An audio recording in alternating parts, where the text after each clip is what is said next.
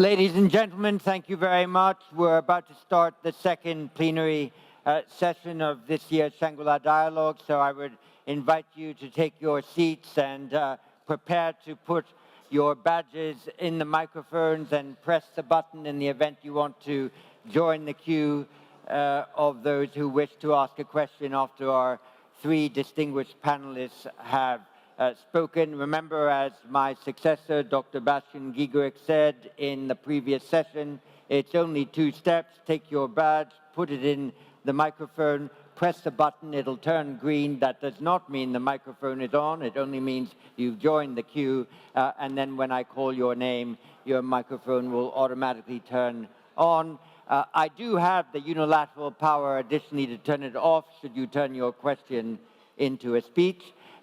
But we would like to get a dozen questions or so following the 3 speeches that we have here this morning. And I'm delighted briefly to introduce them in the order that they will appear at that podium to give their remarks.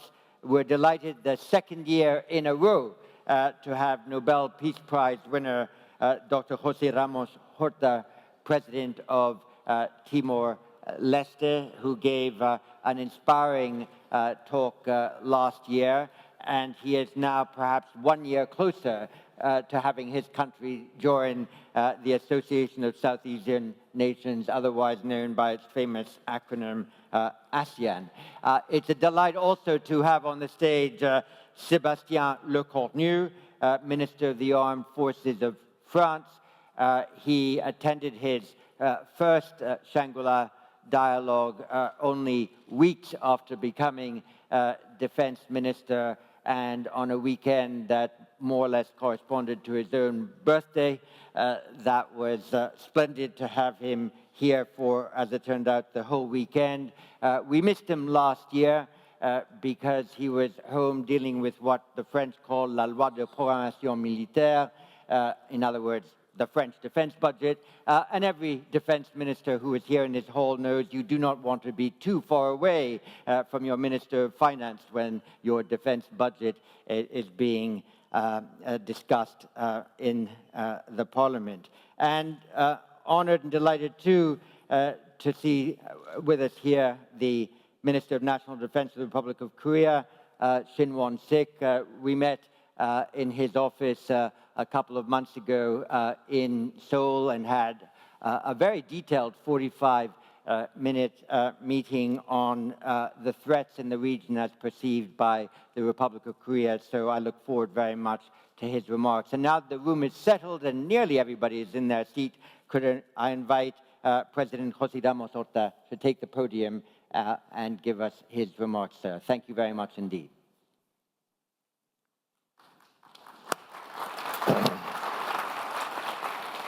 Good morning, Excellencies, warmest greetings to all.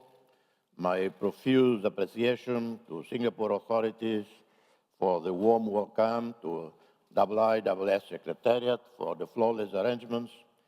In the midst of the heartbreaking stories of human suffering caused by the insanity of the wars in Myanmar, Gaza, Sudan, Ukraine, and as the darker clouds are forming above us, I should share with you some good news of my country. In Timor-Leste, we are at peace, living in total tranquility with ourselves, with our neighbors, Indonesia and Australia, with whom we have an active defense and security partnership. ASEAN Leaders Summit in November 2022 in Phnom Penh unanimously endorsed Timor-Leste's stated desire to join the organization. We're making impressive progress in implementing the roadmap approved by ASEAN leaders in the Labuan Bajo Summit in May 2023. As tropical islanders, we are naturally slow, relaxed, good at improvising, but ASEAN membership is already transforming us. We see more discipline, more planning, and a better execution. We are working around the clock towards 2025 formal admission as ASEAN's 11th member. We profusely thank ASEAN secretariats for their constant guidance. Indonesia and Singapore are providing comprehensive packages of capacity upgrading of our civil servants, diplomats, young leaders. We are grateful to all who have offered support to improve our human resources. In 2023, we were rated 10th globally in media freedom, a top-performing democracy in Asia. But frankly, I would have preferred to be ranked best-performing economy and corruption-free. We are at peace. We do not have a political, ethnic, or religious-based violence. We do not have organized crime. But here I probably would admit that the absence of organized crime has more to do with the fact that we are generally disorganized, and our criminals are also not very organized. Because you have to be really organized to be a criminal. We do not have a serious human trafficking cases where minor drug trafficking, negligible cannabis consumption. We are 99.6% Catholics with small Protestant and Muslim minorities living in perfect harmony. This is Timor-Leste. Visit us. There is a weekly flight, Singapore-Dili, daily flights, Bali-Dili, Darwin-Dili. His Majesty Sultan of Brunei Darussalam recently visited us, and he thoroughly loved the experience. Foreign Minister Dr. Vivian visited us a few months ago. He liked it so much, ended up staying 4 days. His Holiness Papa Francisco is visiting us in September. His Majesty King Felipe of Spain promised me that he will visit in near future. We are planning for President Marcos Jr.'s visit. At independence in 2002, we had the wisdom and courage to pursue national healing and reconciliation. This is a sine qua non condition for peace and stability. But we also owe much to our neighbors, Australia, Indonesia, friends in Asia, Africa, Europe, Latin America, for the peace and progress of the last 22 years. Excellencies, Timor-Leste, we do not face or fear conventional security threats. We are friends of all, we have and enemies of no one. But we do face plunder of our living maritime resources. Illegal fishing in the Timor Sea is rampant, and it costs us annually an estimated $200 million in lost revenues. In regards to maritime security, it does not require a PhD dissertation to figure out that small insular countries cannot afford costly strategies and equipment to protect their resources in our vast EEZ. Maritime security requires supporting air surveillance, intercept capabilities. We advocate transparent maritime security arrangements with countries sharing the Timor Sea with us. Excellencies, I haven't done a thorough reading of all the ongoing hot wars, low-intensity conflicts, latent threats, and high risk of war in our region and in the world at large. But I am very informed on the endless wars in Myanmar, Gaza, Ukraine, Afghanistan, Syria, Yemen, Sudan, to name some of the ongoing catastrophes. Being attentive to humanity's achievements and the tragic failures.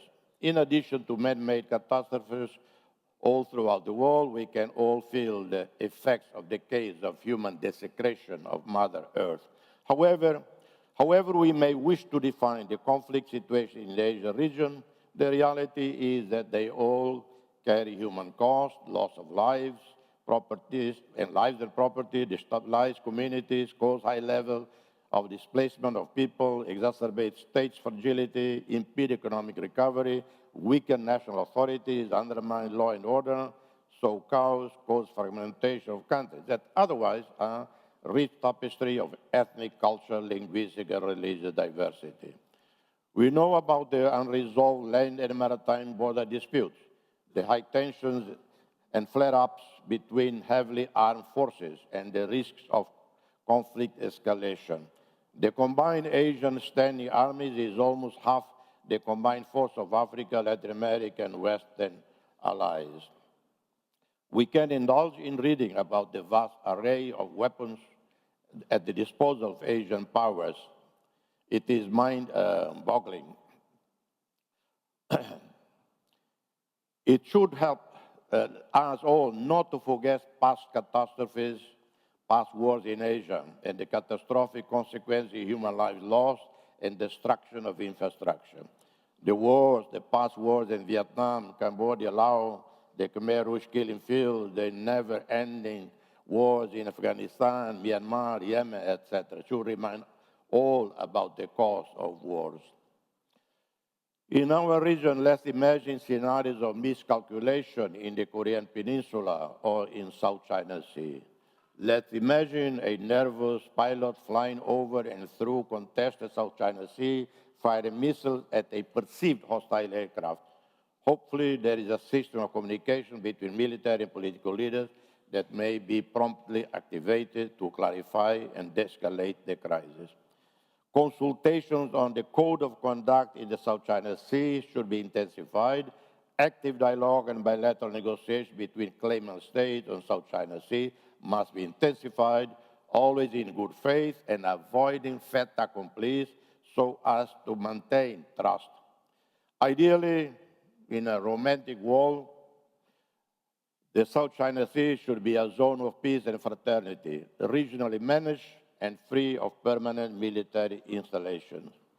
I wonder if, in the euphoric days of the dismantling of the Berlin Wall and the Warsaw Pact, NATO planners dealing with extreme and understandable pressures from the newly liberated Soviet captive states demanding to join the EU and NATO, did ask themselves how far, how deep NATO can encroach into Russia's legitimate security arc.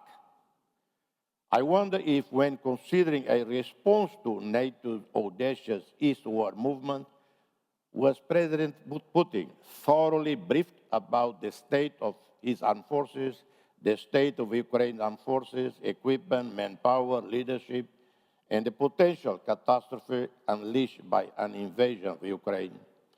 Obviously, we know that considerations of the UN Charter, international law, are mere details.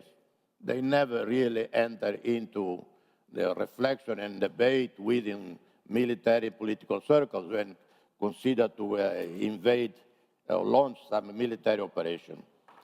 Often, we overestimate our own forces, preparedness, our sustained capabilities, underestimate the other side. This has been a historical mistake. Napoleon, Hitler regretted their decision to invade Russia. Leaders of the defunct USSR surely regretted their temerity in invading Afghanistan in 1979. I'm sure US and NATO allies regret not to have retained the Afghanistan lessons of history when they went into Afghanistan 20 years ago. We all know about how countries often react to the suspicion when a neighbor requires new advanced military equipment or sign on defense agreements with a particular neighbor. Dialogue, consultation, transparency are part of conflict prevention syllabus. In view of the above, can we prevent conflict, de-escalate tensions, prevent wars? There are no magic or easy prescriptions, and there are no lacking of national, regional, and multilateral mechanisms. Unfortunately, there are too many examples of how even the world's best mediators fail to bring all parties to dialogue and end the war because those involved did not listen, each side overestimating their own strength. Often politicians do not listen to their generals. The Gaza catastrophe could have been avoided if the Palestinian leadership were united, principled but pragmatic, moderate, conciliatory, focusing on turning Gaza and West Bank into models of peace and reconciliation, good governance, freedom, prosperity, and respecting Israel's right to live in security. However, Israel also chose to undermine the Palestinian Authority, chose to support radical Islamist Hamas as a way to undermine the two-state solution. And Hamas, supported by Iran, waged a vicious campaign against the Palestinian Authority, expelling it from Gaza, and used Gaza as a springboard to continue to harass Israel.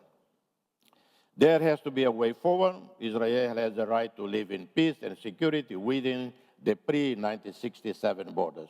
A sovereign Palestinian state is built on the Saudi Arabia peace plan. Iran desists from destabilizing Arab neighbors. Myanmar is another case of failed conflict prevention, but as the Tatmadaw faced real risk of implosion, there is a unique opportunity for a mediated resolution that would prevent the conflict from spiraling out of control. The only valid, still workable proposal on the table is the ASEAN five-point consensus. We must all seriously reflect on the international community's abysmal failure in preventing the current conflicts, and we must rethink conflict prevention and mediation mechanisms, both regional and at global level, so we can do better in the future. For the ongoing wars, those involved must pause and ask themselves, when will we stop all this death and destruction? Are we going to continue this madness, the further destruction of our cities and the death of our people? Or all sides should agree to a humanitarian pause of at least 6 months to care for the dead, wounded, orphans, reunite families, restart school, reactivate essential services and the economy and international trade. During this period, let mediators facilitate, to go between, explore ideas for a comprehensive plan. I apologize that I have passed the 10-minute prescribed to me, almost exactly now. Thank you, and I apologize that I don't think I have contributed much to guide you out of the dark tunnel into a beautiful, shining day. Thank you. Thank you. Thank you, Mr. President. Well, there'll be a variety of questions asked about that, and I want to certainly ensure that people pick up your call for the so-called intensification of the Code of Conduct discussions. It has been well over a decade since those began, and I hope there will be a good idea on exactly how you intensify it and whether the code as presently drafted can actually serve the purposes that it was initially intended to do. With that, could I invite Minister of the Armed Forces of France, Sébastien Lecornu, to take the floor. Thank you very much, sir. Oui, oui.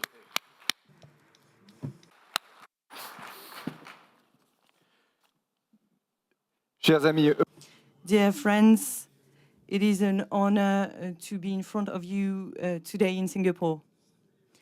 I would like to commend the Singapore authorities and thank them for the way they've welcomed us. And also warm thank you for the organizers of this indispensable meeting. And thank you very much to John as well, who is enough of a friend to facilitate this roundtable. Last year, indeed, I had to skip this meeting to get 413 billion euro for the French defense, and I had missed the meeting, so I hope you will accept my apologies.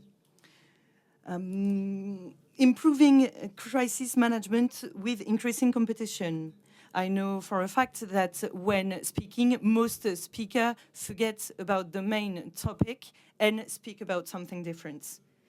But if you'll allow me, I will try and stop for a few minutes on the topic you've picked for today. It is not a current one, and I think it feeds lots of worries. Maybe, John, you could have been even more careful by suggesting that in this very competitive context, we're able not to hinder what already exists when it comes to crisis management.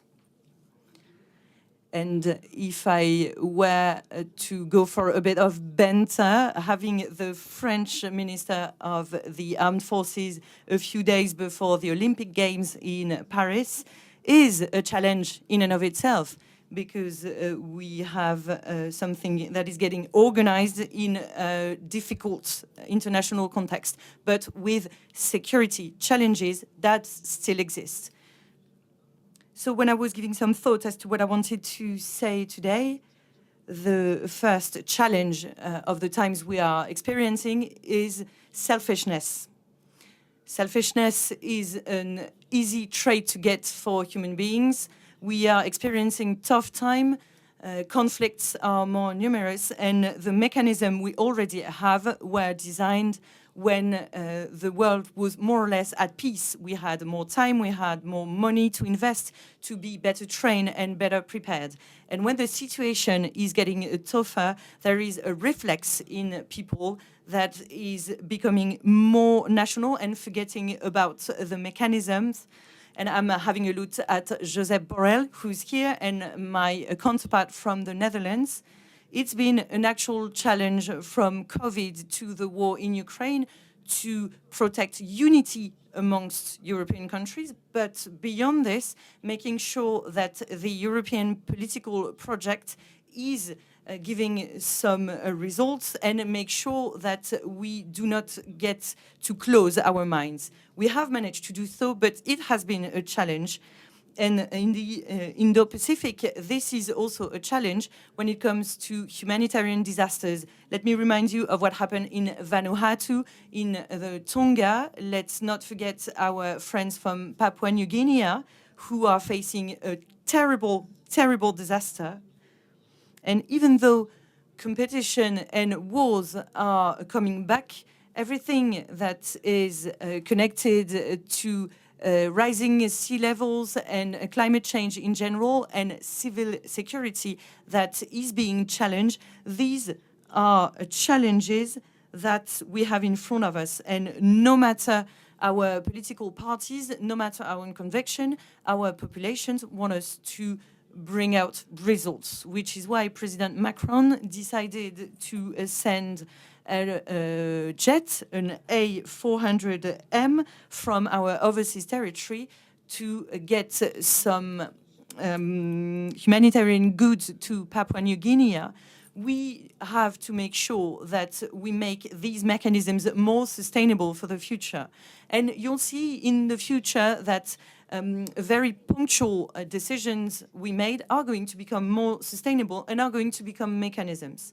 The second risk is selfishness, but selfishness used as a strategy. A strategy that is out in the open, and it relies on this principle. Considering there is increasing competition, let's not rely on partnerships anymore. And one country, because of its culture, will make sure never to give this up. And it is France on a very precise topic. It is the fight against terrorism. And I want to commend my predecessor, Florence Parly, who is in the room. The 2015 terrorist attack, the fight against terrorism in the Levant, in the Sahel, in Afghanistan. It is clear we have terrorist groups that are reorganizing themselves in a more international jihadist structure. And from 9/11 to today, there's something we have made a lot of headways on.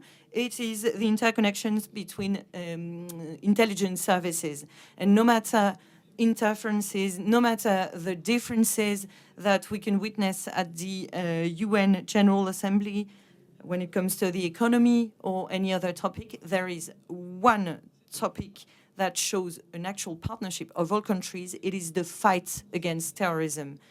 But now one needs to ask themselves whether these partnerships for terrorism are still strong as they used to be. As France as a country has been heavily criticized because it was in touch with Moscow and with Russian authorities because of the terrorist attacks that were perpetrated at the Crocus City Hall.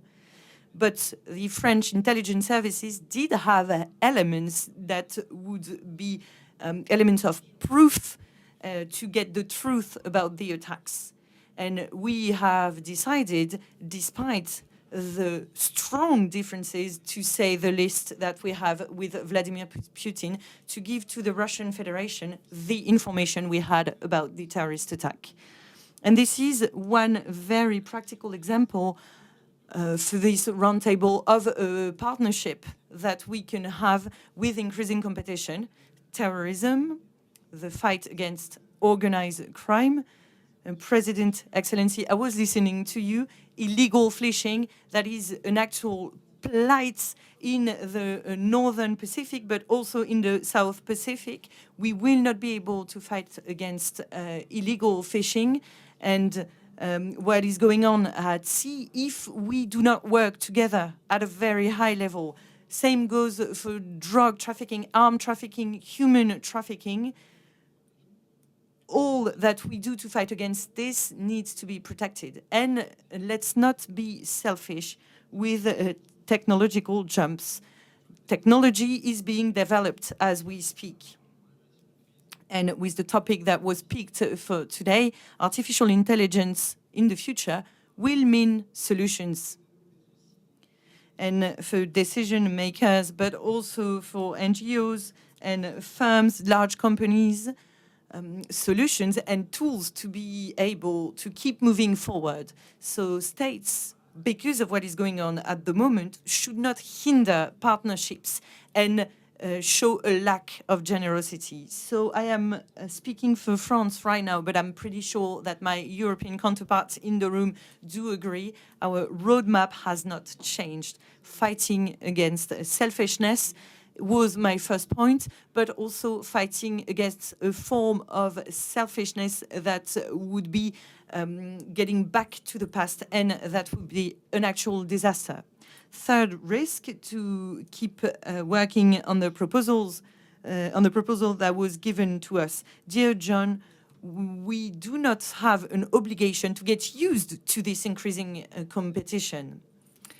Of course, I'm a French minister and very fond of General de Gaulle at that, who is speaking. But the alignment, the bloc theory, and a world that works that way is not unavoidable. We can avoid this situation. And I think that the Shangri-La dialogue is participating in this, but also with the conversations, the more private ones that are happening at all the floors in this hotel. But the Cold War is over, and now this idea of blocks that is moving towards the North Pacific. We are a country of the Pacific with our overseas territories. We are a member of the Security Council of the UN. We know for a fact that a bloc opposing themselves is not a solution. So it is our responsibility to find avenues and new pathways to fight against this logic. And I know that I have gone over time, but let's not try and replace what international organizations do, what ASEAN is doing, is moving the right way, but diplomacy is not enough. We need to have very practical ways to make sure we keep these multilateral organizations alive, which is why our French Navy is involved with a lot of ships, a lot of people, a lot of technical steps. Same goes for humanitarian mechanisms, making sure that humanitarian law is abided by. In the Red Sea, we were mentioning maritime security from a very theoretical standpoint. We were maybe thinking about one given sea and realized that it happens in the Red Sea. And now Europe is looking at the Indo-Pacific region with war navies that are now have to act in self-defense to defend trade ships. If we want a better world, we need to make sure that international law is implemented. This also works for UNIFIL at the Lebanese border, where you have French forces working under a UN mandate where we are trying to de-escalate the situation. So if I were to sum up what I've just said, let's not accept any double standards. And this will be my conclusion. As for crisis management with increasingly serious crisis, the solution is in international law, and the fact that double standards are not to be accepted is absolutely key. You had a very good roundtable about nuclear proliferation. Our South Korean colleague will be taking the floor in a few minutes, and I think that nuclear powers have a special responsibility in the fight against proliferation. I'm saying so as a nuclear country. Our American and British friends know so. Our Russian and Chinese friends know so as well. They know that proliferation in North Korea is also a matter of concern. No double standards. In international law, I could have spoken about Gaza and a number of topics, but this is my contribution for the topic you have chosen for today. So thank you very much for addressing at speed such a wide array of issues. There's so many things we could pick out from your remarks, but I thought it was interesting you essentially ended with a reflection on the lack of active arms control arrangements, whether in the North Atlantic theater, the Greater Middle East theater, or indeed the Indo-Pacific. That so-called Cold War habit of regular arms control has entirely dissipated from our lexicon and our activity, and reviving an arms control activity relevant to this region and indeed others, I think, will be one of the tasks for effective crisis management. With that, could I invite the Minister of National Defense of the Republic of Korea? Thank you very much, sir.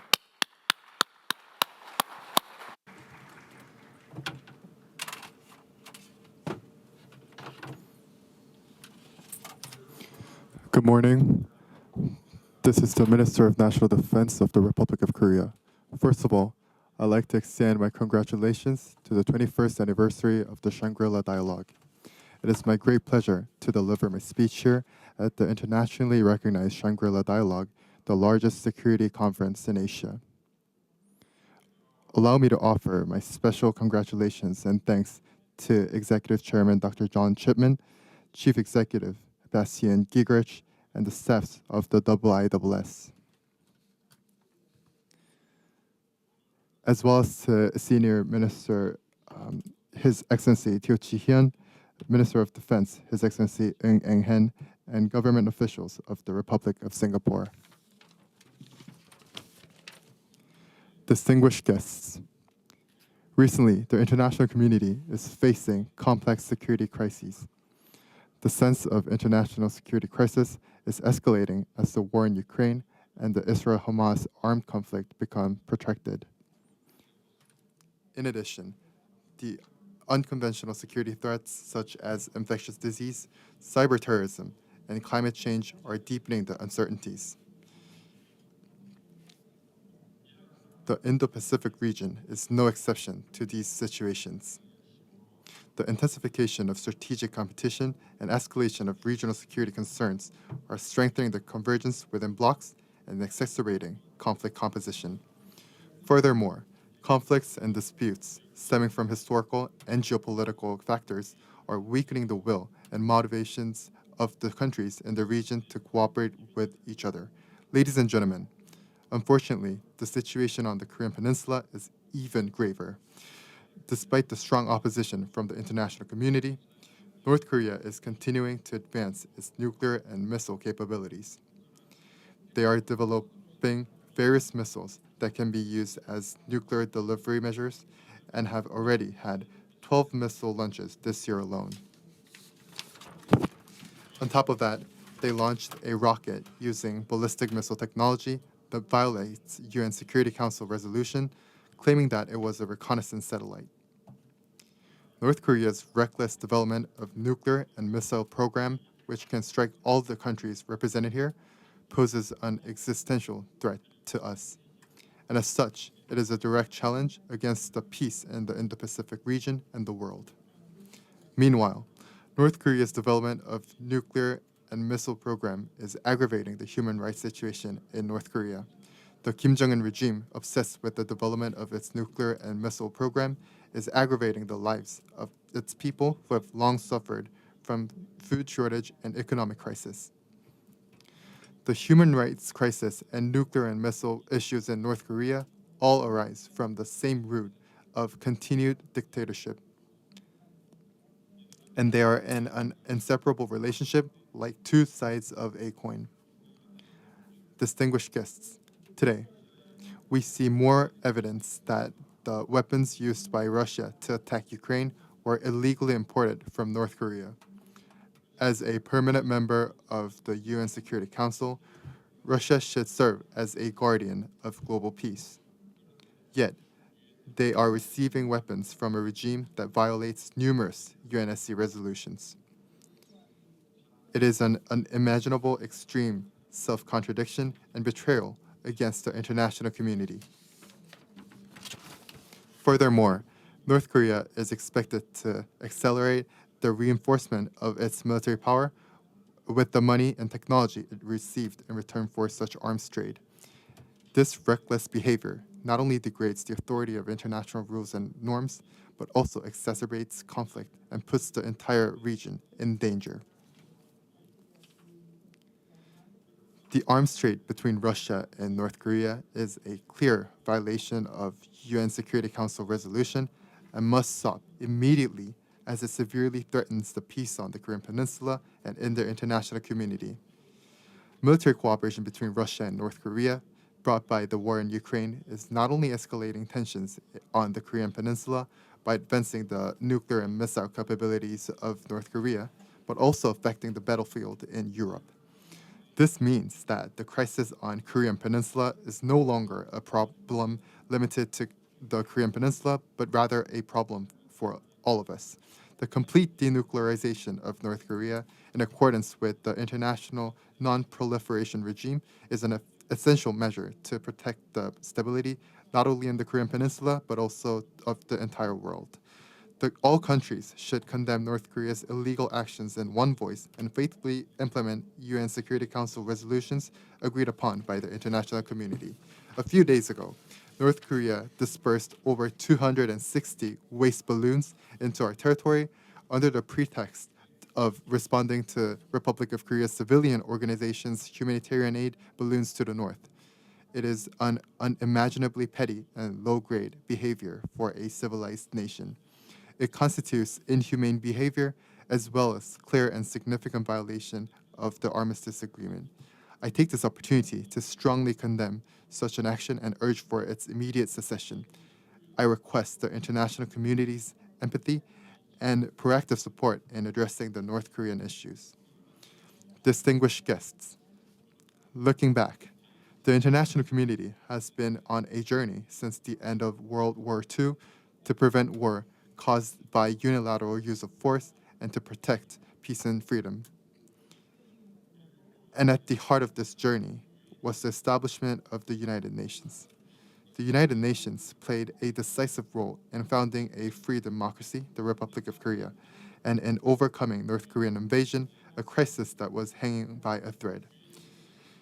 The first meaningful task the United Nations carried out for world peace was the approval of the Republic of Korea as a legitimate government and the establishment of the United Nations forces to defend its freedom. Thanks to such efforts from UN and the international community, the Republic of Korea became the one that was most successful among the countries that won independence after World War II in developing the economy and democracy. In this sense, the Republic of Korea today is an exemplary and living proof of cooperation and solidarity which were the purpose of establishment of the United Nations.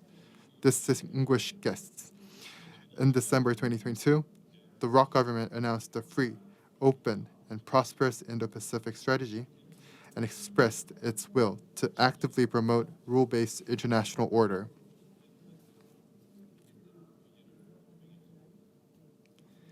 The rules-based international order must be protected from attempts to unilaterally change the status quo by force. It is a harmonious order which represents and respects each other's rights and pursues mutual interests. This order is the spirit that has been sought by UN since the establishment post-World War II, the one that has provided the basis of prosperity that the mankind never experienced before. Unfortunately, the rules-based international order is under threat and is falling apart in many parts of the world. The principle of conflict resolution in accordance with international law and through peaceful mechanisms is losing its authority in the face of threat and the use of force. The Republic of Korea will endeavor to protect the spirit of UN and the rules-based international order founded on that ground. We will cooperate with the international community to peacefully resolve North Korea's nuclear issues.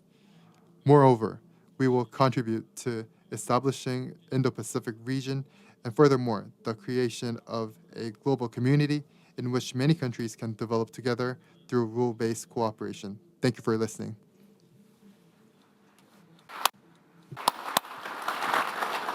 Thank you very much, Mr. Minister. And we all noticed your remarks about the way in which the DPRK was assisting Russia in its prosecution of war in Europe.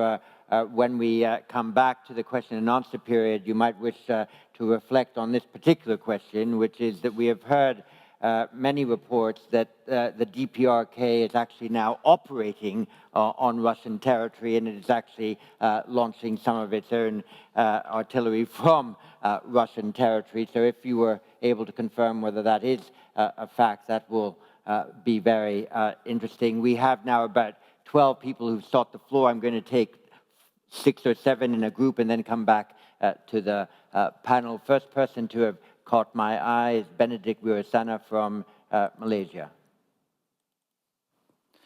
Good morning again, Benedict here from Malaysia. I'm going to come back to my concept of convergence that I brought up in the session earlier. So I think a lot of our panelists brought out about Gaza, and I know that convergence on bringing solutions to Gaza has been highly difficult in the past 8 months. Various views, various perspectives on the issue. So fast forward to today, I think what we can converge on is the need for an immediate ceasefire, and I hope we can converge on that in the first place. Now, my question is, what would a post-war Gaza look like? Can we converge on that? If yes, how can we then practically facilitate all parties to accept and to converge on how a post-war Gaza would look like? Thank you. Thank you very much. And now from South Korea, Chung-Min Lee. Thank you very much, John. My question is to the South Korean Defense Minister. And excuse me for speaking speaking English to my Korean minister. I have 2 quick questions. According to South Korean law, we cannot export weapons to conflict zones, such as Ukraine. But we are selling weapons to, for example, NATO partners such as Poland. Is it time for South Korea to change the law so that we can help countries like Ukraine that is fighting for its very existence? And my second question, Mr. Minister, is as long as South Korea continues to rely on a US nuclear umbrella, we will not make our own nuclear weapons. But since 2006, North Korea's nuclear weapons have continued to grow. Do you believe that as Defense Minister, that at some point in time, South Korea should seriously consider whether it should have its own nuclear deterrent? Thank you. Thank you very much. And from Myanmar, Min Zin. Thank you. Thank you, Chair. Thank you, President Horta. Thank you for bringing the attention of this dialogue to Myanmar issue. My question is about transnational organized crime. Since the military coup in Myanmar 2021, Myanmar suffers from transnational organized crime thriving. Myanmar becomes the largest opium producer, taking over Afghanistan. Myanmar also hosts lots of scam industry, pig butchering. It became tantamount to modern-day slavery. So my question is, the impact of this illicit economy, TOC, transnational organized crime, is beyond the border, all the way to the United States. So is it possible for the international community to mobilize to address this transnational organized crime as one convergence points of international interest, as well as possible entry point to address Myanmar conflict? Thank you. Thank you very much. And from Vietnam, Han Nguyen. Hi. Thank you for your presentation. So I have a question about how can U.S. allies and partners manage a situation in which strain in U.S. defense supply chain might undermine the military readiness of the United States and its allies and partners during crisis? Thank you. Thank you very much. And from the U.S., Bonnie Glaser. Thank you, John. My question is for South Korean Minister Shin. How would you evaluate China's current role on the Korean Peninsula? And what proactive measures would you like to see Beijing take in order to promote denuclearization? Thank you. Thank you very much. And the last question in this round, and then I'll give each of the panelists 2.5 minutes to address the questions that they were asked before going back for one more round. Irene Amia. Thanks, John. I had a question on the rule-based order, international law, which we are seeing increasingly under attack, as also some of the panelists alluded to.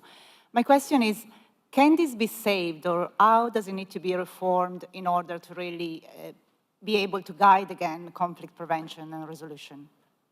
Thank you very much. I think we'll go in the reverse order of their original remarks. So in a second, I'll ask Minister National Defense of Korea to start. Please, if you could address a few of the questions to you. Thank you, sir. 예, 감사합니다. Yes, thank you very much. First of all, broadly speaking, I believe I received 3 questions. First, Korea has a domestic law that prevents export of weapon system to countries in conflicts. Questions related to revision of this law. In order to revise this law, we need to build the public consensus within the country. So I cannot definitively directly answer this question, but of course it merits serious dialogue and discussion. Second question has to do with the nuclear development efforts, not just depending on the nuclear umbrella of the United States amid the increasing nuclear ambition of the North Korea. To this question, when we develop our nuclear weapon, it means that we do not believe in NPT and non-proliferation treaty. So realistically, we will not go down to that path. Non-proliferation effort of the U.S. And we also place our trust in the non-proliferation regime in the world. The one single answer to resolution of a nuclear situation in North Korea is stronger alliance between South Korea and the United States. With that alliance, all the advantage of North Korea potentially gaining advantage from the development of a nuclear weapon will turn against them, so leading to a paradox of nuclear weapons. And the third question is China's role on denuclearizing the Korean Peninsula. As you know, DPRK, since 2003, China engaged in 6-party talks for denuclearization on the Korean Peninsula, but the outcome was not up to our expectation. For the stability and the nuclearization on the Korean Peninsula, we wish China would play a more proactive role. Sébastien Lecornu. Oui, merci beaucoup. Thank you very much. I will answer 3 of the questions. Will we be able to save international law? It could be a topic for a conference of itself. But for us French citizens, we will be celebrating on the D-Day beaches and celebrate the liberation of our country, but also the whole continent. So let's not forget that international law was developed right after this very particular period of time. So it is interesting. Same goes for the war that has been the main principle in the history of humanity rather than peace. And yes, it is possible to preserve it, but we will have to go for even tougher political fight. And the paradox that we witnessed in 2022 is that one of the countries who participated in founding this international law decided to violate it, which is what is at the heart of all the debates we are having between the North and the South, and what is being called double standards. So law is to be transformed, law is to be improved. So is it possible? Yes, but this will call for a tough political fight. Quickly, the organized crime that is transnational, that could get some countries to find convergence. Same goes for what I was saying about terrorism earlier. But what is new is that we need to make sure that behind this organized crime, we have to make sure that there are no states that are acting for them. So most of the organized crime organization in Africa are a way to fund some political systems, some political parties. I have to mention the Wagner Group, for example. On easier topics, as I was saying, for illegal fishing, let's not forget about multilateralism. Gaza, quick convergence, this is something we are all working towards. But actually, France has lost some French citizens during the 7th of October attack by Hamas in Israel. And France was amongst the first countries to state that self-defense for Israel was absolutely essential. But France was also the first country who invested a lot of means and tools to heal and to take care of people who were injured in Gaza, because the law is essential, and President Macron was amongst the first to ask for a fast break and then a ceasefire. We are working very hard with our counterparts, our American friends, because we know for a fact that what is going on in the Middle East can have repercussions for the rest of the planet. We all know this for a fact. AI, artificial intelligence, in your remarks. There are now a number of commercial companies that are developing with AI instruments to predict geopolitical crises. There's one I know who claims that they were only about 36 hours off in predicting Russia's invasion of Ukraine. Can you imagine artificial intelligence being an aid in crisis management and conflict resolution, or could it be an unfortunate agent provocateur of conflict if it isn't properly used? What's your instinctive reaction to that thought? Les deux. Well, actually both. Whether you are working in the offensive or the defensive situation, AI for defense is going to be one of the deepest and the most violent breaks in the coming month and years. As much as the use of nuclear energy for military purposes between 1945 and the 1960s.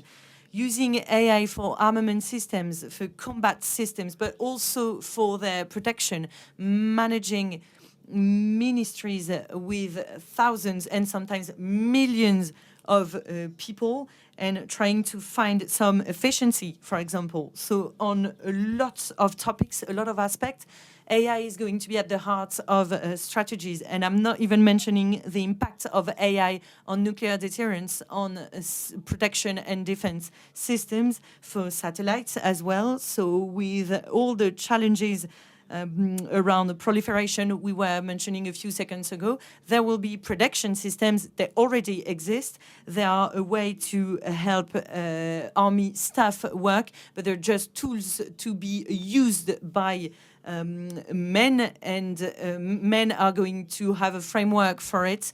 And I think they will be at the heart of the next Shangri-La dialogue, because there will mean solutions, but they will also mean new challenges, and they will reinforce hybrid, the hybrid aspect of it.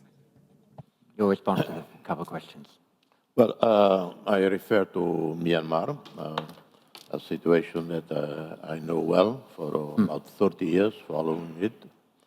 Know many people from Myanmar, been there many, many times, before the military regime, in the democracy spring with Suu Kyi, and since I've been following. And we all know it is one of the most complex state in Southeast Asia, with its multitude of ethnic groups, ethnic nationalities that for many, many years fought their own battles within their ethnic-based territories and so on. And we know from experience, Afghanistan and many others, when there is conflict, there is instability, there is lack of law and order breakdown, many people participate in illicit activities, drugs. In Myanmar, it's not only drugs, illegal logging, illegal export of jade, etc., etc. This is the first time in the history of the Myanmar that the military are not winning and will not win this conflict. They are losing. And the problem is whether NLD, the African armies, NUG, they will be capable of taking over and be an alternative. That's a question mark. Therefore, I have urged, I have spoken with the Secretary General of the UN, I have spoken with His Holiness the Pope in Rome, with President Macron in Paris, with David Cameron, in Jakarta.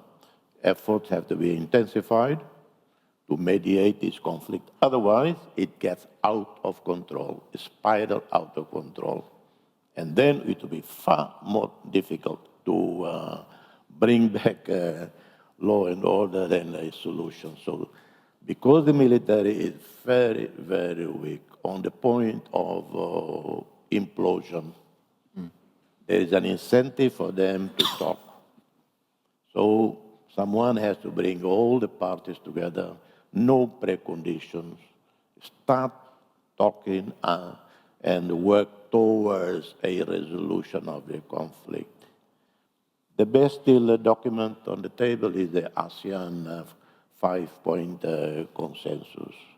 So that's my, we are not going to solve the drug problem, we are not going to solve the illicit without a reorganized Myanmar based on law and order, democracy, and so on.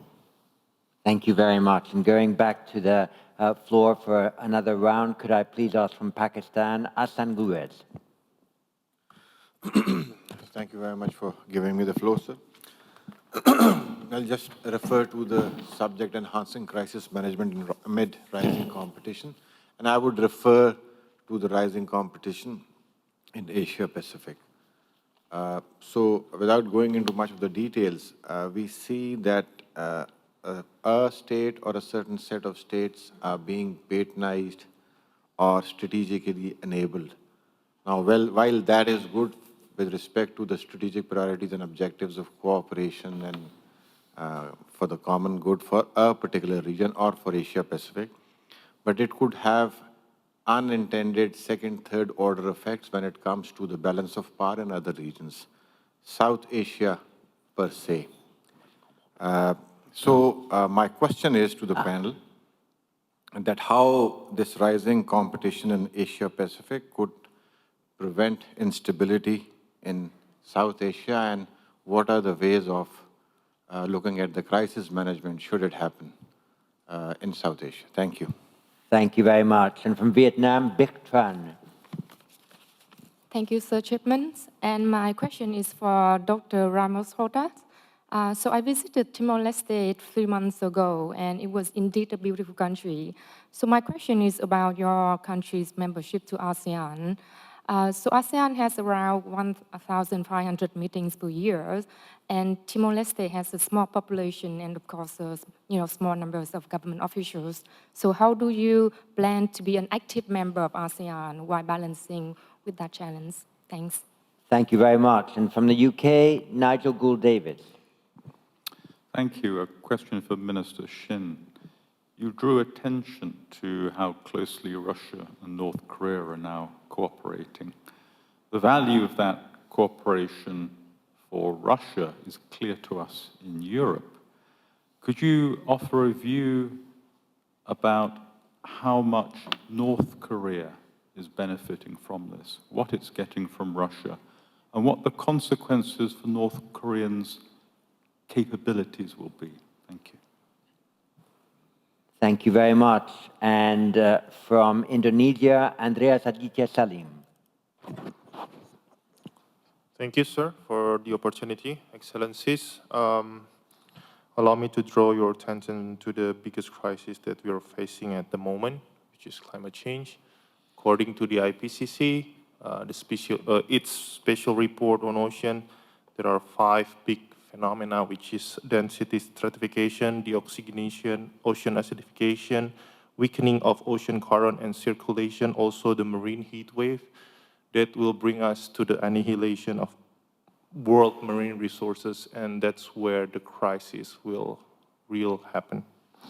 And I would like to hear your views on when the situation where we have a depleting marine resources by the climate change, by the overfishing, while the world population is keep increasing, what kind of governance structure, system, cooperations to handle this crisis? Thank you.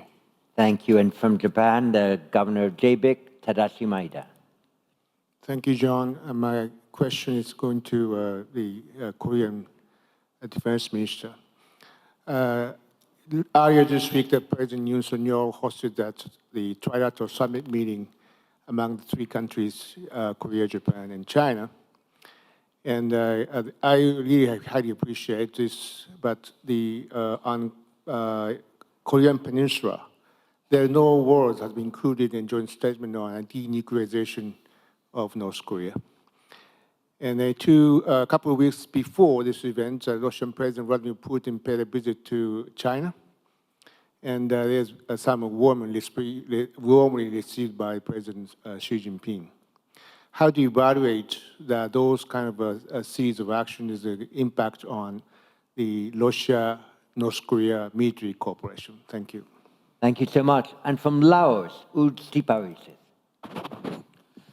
Thank you for giving the floor to me. I'll ask the question from my simple mind here. Right now, apart from the regional effect, a collective effort in the crisis prevention, crisis management and the prevention through the diplomatic type ASEAN negotiation with China on the Code of Conduct in South China Sea is one of the examples. Recently, our region has witnessed there have been a number of unilateral security arrangements established, and it seems like the number of the establishments seem to grow in our region. So the question is, do you consider such security arrangement establishment as the good option for the crisis management and the prevention? Thank you. Thank you. And from Cambodia, Mangut Ki. Thank you, Mr. Chair. this question is addressed directly to President of Timor-Leste. While ASEAN has offered a room or opportunity to grow, it also has its own trouble, ranging from the conflict in Myanmar to the deteriorating of ASEAN centrality and the long-standing conflict in the South China Sea dispute.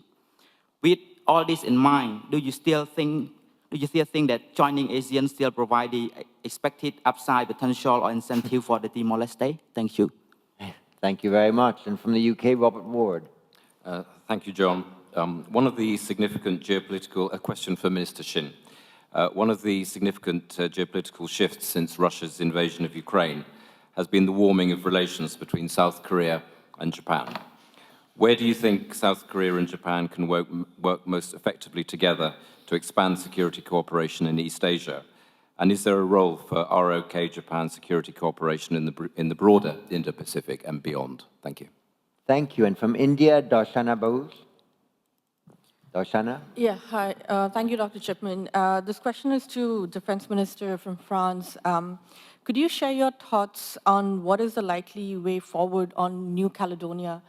You're in the region, and given there seems to be a big difference in perception between Paris and pro-independence leaders, and Pacific Island Forum seems to have offered support towards New Caledonia.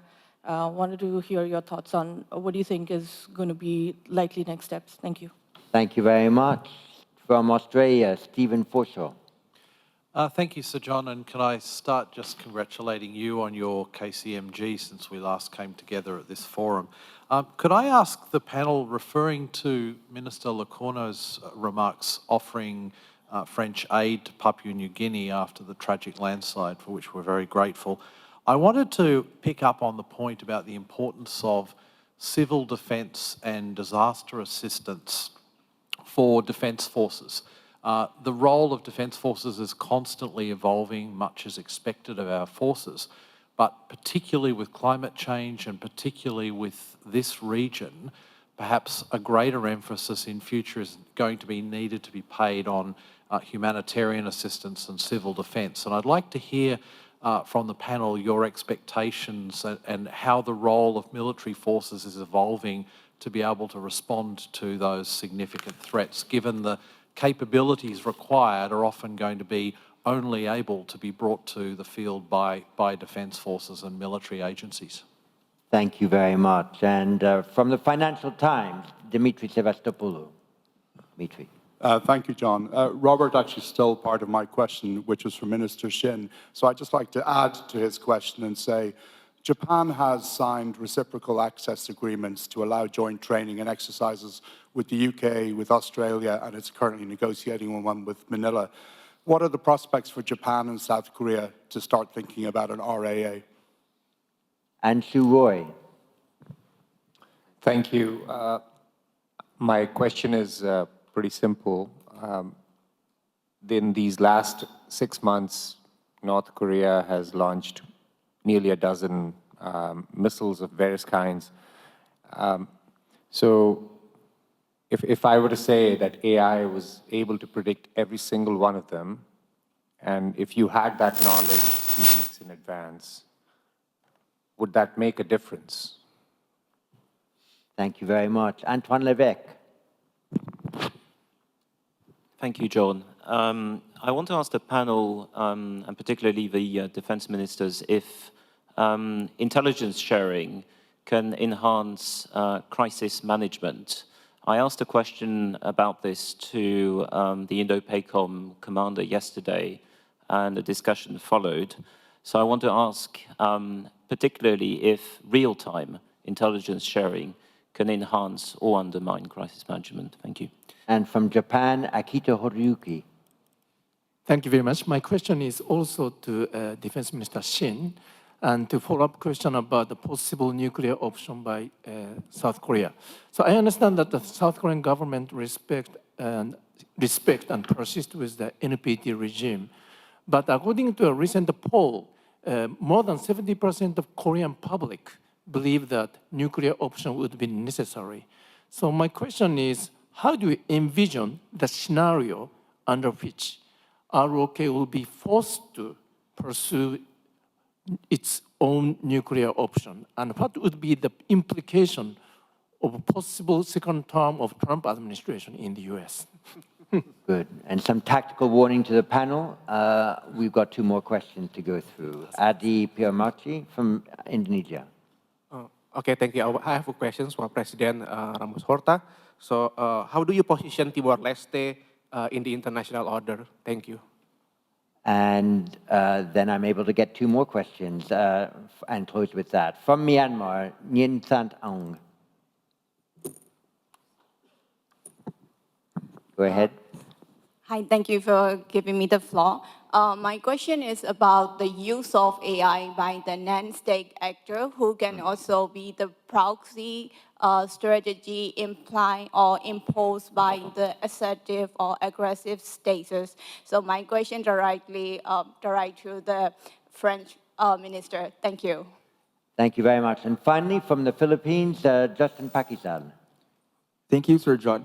This is a question for Minister Shin of Korea, and a practical one. How do we conduct crisis management with countries that don't instinctively resort to mechanisms such as these or are playing hardball? North Korea has had a habit of quickly dismantling diplomatic channels whenever tensions are high. In the Philippine case, we could say the same for China, which does not answer Coast Guard to Coast Guard hotlines in recent months. What conditions make obstinate countries more amenable to dialogue? Thank you. Thank you very much. So we've got 12 minutes left. We have to divide the time in perfect proportions. So Mr. Shin gets 4 minutes, and Sébastien Lecornu and the President get 3 each, given the amount of questions Mr. Shin received. So, Minister of Korea, please. 네, 제가 질문이 Yes, I recall that I have received 6 questions. I will try to answer them in brief. First question has to do with cooperation between North Korea and Russia. As you are well aware, they have transferred 10,000 containers between them. North Korea exported missiles and artilleries, and in return they receive oil and food and military technology. North Korea has received them from Russia. That's our assumption. Particularly for satellite, military reconnaissance-related satellite technologies, what they have received mainly as part of military technology transfer. If this continues, the conventional capability of North Korea can be significantly improved, and that's imminent risk that we face, and the United States and Korea is putting together measures to counter this. Second question is trilateral summit between China, Japan, and South Korea, and we are very positively receiving the outcome. And on the topic of North Korean denuclearization, the joint statement did not mention the topic, and this is regretful for us. And we call for more proactive stance from China. Third question is China, Russia, and North Korea collaborative mechanism, and we have grave concern, rules-based international order, and we are against unilateral use of force, and these principles are undermined by Russia. And if these 3 countries collaborate, if they collaborate to undermine the world peace, it will be a great outcome and consequences that I hope it will not happen. And third question, and the next question has to do with the collaboration between Japan and South Korea. And we have very close relations, and our economic interdependence and win-win structure for our economies stand there for a long time. And partnership between Japan and South Korea is not a matter of choice, but a must. And collaboration between these 2 countries will expand beyond Indo-Pacific region to the world, because I believe so, because we have shared common interest for security and economic values. So I believe South Korean government is very positive on expanding our collaboration beyond Indo-Pacific region. The next question was RAA agreement. So we do not have immediate review of the option, but it, of course, merits long and medium-term review of the idea. fifth question is a potential nuclear option, and you mentioned different scenarios. And these scenarios will predicate that there will not be any alliance between the US and South Korea will be completely isolated, and the scenario is completely unrealistic. So I believe the option is not considerable. And allies and minister of ally country will not mention any topic that was asked with the last question, so I will not answer that question. And regarding stubborn countries and inviting them to dialogue for crisis management, how are we to allure them and welcome them to conversation? That is the most difficult question, and it is a realm of God. But if I offer my insight, we have to be patient, and we need to persuade them that abiding by the international order is more advantageous to them rather than not abiding by them, and their perception would change. And we need patience. Merci beaucoup, John. Thank you, John. 3 questions. So quickly, the first one, artificial intelligence for non-state actors. And this works also for cyber technologies, other technologies. The proliferation of these conventional technologies is witnessed with non-state actors.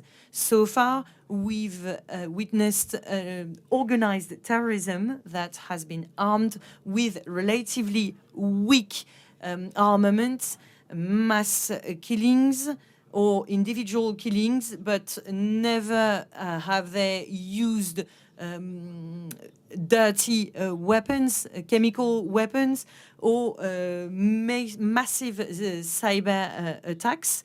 But this is something we need to be prepared for, because attacking one hospital is one thing, but attacking 200 hospitals at the same time for services to be actually interrupted on the same day in a number of hospitals is a whole new form of terrorism. So far, we've been able to control these technologies, whether with the state or in a commercial relationship with companies. But we can see that increasingly states will give to proxies some elements of technology. I'm not talking about terrorism here, but about the idea of proxies, how organized they are when they can produce complex missiles in the Middle East, something that was absolutely inconceivable 20 years ago. So these technologies do not belong to the sovereignty of a state only anymore. This is something we need to understand, and they will probably be proliferating. I think this is something, a word we can use from another one. I've been asked about climate change twice, including by our Australian friends. We are witnessing the effects of climate change, and we already have to tackle them. So beyond all the efforts we are making to mitigate the impact in the future, actually, South Pacific is the continent that in the future will have to manage the most and increasingly violent climate disaster and phenomenon. And we know this because our French population in the Pacific region are already suffering from this. This is something we tackled a lot as the SPDMM, the South Pacific Defense Ministers meeting we had in New Caledonia in December. Richard Marles was there, by the way. We know that our systems are not working that well together. We know that we manage one crisis at a time well, but when they're simultaneous, this is proving harder. And faced with today's reality, it is becoming increasingly normal to manage several crises at a time. Third point, new technologies are not developing fast enough to help our island country friends. Observation satellites for weather prediction, but also for protection and fight against illegal fishing should be a way to go further.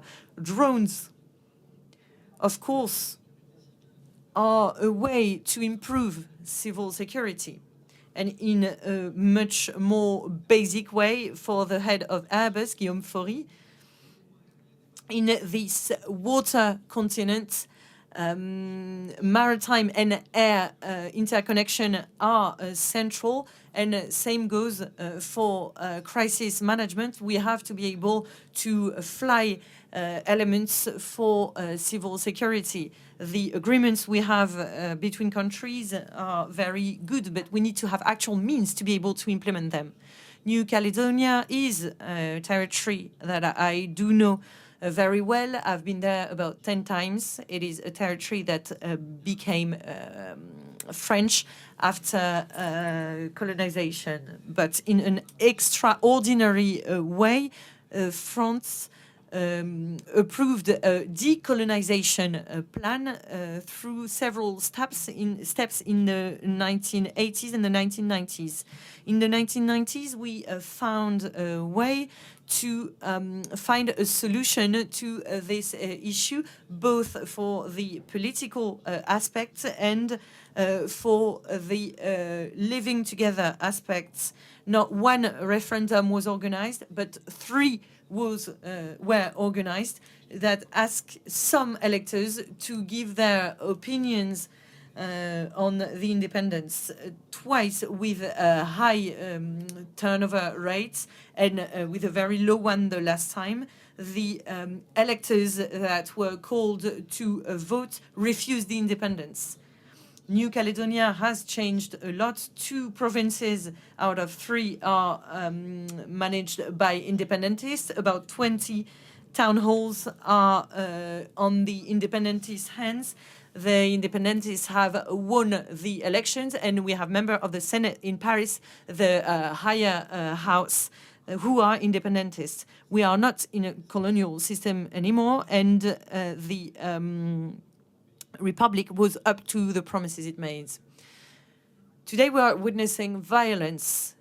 In a lot of countries it is the same. We have a young generation that is bored, that has problems with drugs, with alcohol, and that are sometimes manipulated by other countries who are hidden in the world, and they are fostering violence to try and get independence through a different way. It is quite spectacular, and it has to be condemned. All of you should condemn what is going on in New Caledonia at the moment, because they are not part of our system of value, and I do not know any country amongst you, ladies and gentlemen, who are not experiencing any social or political domestic issues. So please be very careful in considering ours. Thank you. On to Timor-Leste ASEAN membership, our capabilities, we have been evaluated numerous times under the 3 pillars of ASEAN, and the conclusion is we are very much on the right track to join ASEAN. We have already participated in all the summits and the ministerial working groups, expert level in every field. So we don't really have a much problem in meeting the challenges of meetings, which we know more than 1,000 meetings. But we're used to it. There are hundreds of UN meetings throughout the year, and we are members of other organizations like CPLP, Portuguese-speaking communities. We are members, founder of the Fragile States. We are active in the LDCs, in the Small Island Development States. So we are used to that. ASEAN is actually one of the most effective organizations in the world. And if you look around the world, the African Union progressed enormously over the last 30, 40 years. But African continent, African Union face also extraordinary challenges of conflict, wars, and all kinds. Latin America is the same. The Organization of American States face huge problems. The European Union, one even pull out, and there's a risk of, so nothing new in terms of disagreements and sometimes blockage in organizations. So we don't have any difficulties with that. We will contribute to the extent that we can. We call upon to strengthen ASEAN, to help ASEAN defending ASEAN centrality in issues of the region like South China Sea, Myanmar, and so on. We will be guided by the more experienced leaders of ASEAN, the more elder statesmen, and together I believe that we can have a small contribution to a better region, I think. Well, thank you very much indeed. And can you join me, please, in thanking our three very distinguished panelists for leading such a wide-ranging debate. You all deserve a coffee break, and please come back at 11:30 for the third plenary. Thank you very much indeed. Thank you.